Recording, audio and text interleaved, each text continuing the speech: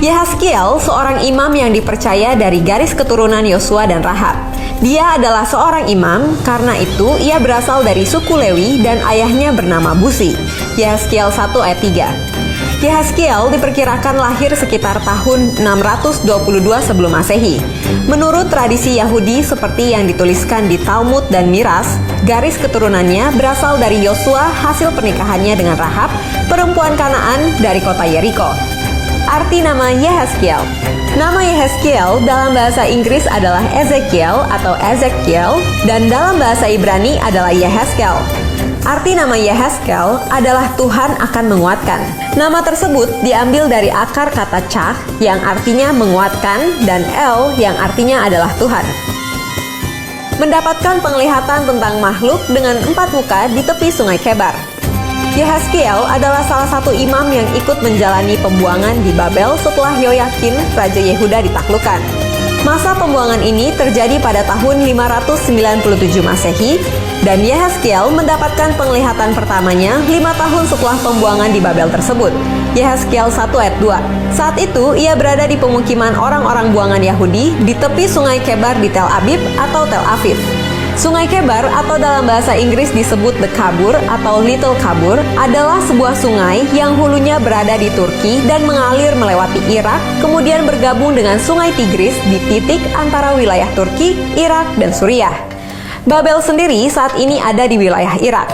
Di awal kitab ini, Yehezkiel menceritakan tentang suatu kendaraan yang juga tahta Allah dengan 4 makhluk yang memiliki 4 wajah, yaitu wajah manusia, lembu, singa, dan Raja Wali. Penglihatan yang dituliskan di pasal 1-3 kitab Yehezkiel tersebut menceritakan tentang panggilan Allah baginya, bagaimana tangan Tuhan menyertainya, firman Tuhan ada di dalam dia, dan pesan Tuhan melalui dia.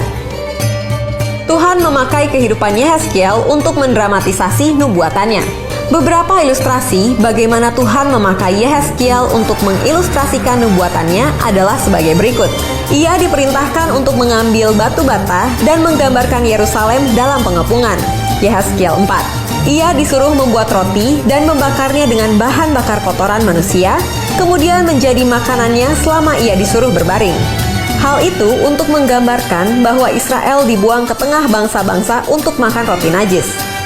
Ia kemudian disuruh mencukur rambutnya dan membaginya untuk dibakar, dipukul keras dengan pedang, dan dihamburkan untuk menggambarkan hukuman yang akan terjadi atas bangsa Yahudi. Yehezkiel 5 ayat 1-3. Bahkan Tuhan memakai kematian istri Yehezkiel sebagai gambaran tentang nubuatannya. Ia disuruh Tuhan untuk berkabung, namun ia tidak boleh meratap dan menangis karena kematian istri yang sangat dicintainya. Yehezkiel 24 ayat 16. Hal tersebut untuk menubuatkan Israel yang akan berduka atas hancurnya Yerusalem, namun tidak bisa melakukan perkabungan. Ia bahkan sempat menjadi bisu karena orang Yahudi tidak mau mendengarkan peringatannya dan baru bisa berbicara lagi saat nubuatan Tuhan datang untuk menegur Israel. Yehezkiel 24 ayat 27. Dia memberikan nubuatan tentang masa depan Israel. Selain menubuatkan tentang kehancuran, Yehezkiel juga menubuatkan tentang pemulihan, di antaranya adalah pemulihan 12 suku Israel yang sebelumnya terpecah menjadi 2 kerajaan, Yehuda dan Israel. Saat mereka kembali dipulihkan, mereka akan menjadi satu bangsa kembali. Yehezkiel 37 ayat 15-23. Di pasal tentang pemulihan Israel ini juga dituliskan nubuatan terkenal tentang lembah tulang-tulang kering yang dihidupkan kembali oleh nubuatannya. Yehezkiel 37 ayat 1-14. Dibangunnya kembali bait Allah yang ketiga.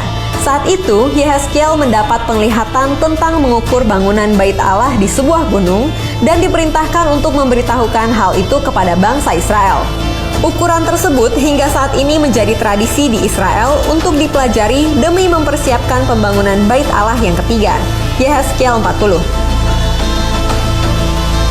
Kematian Yehezkiel.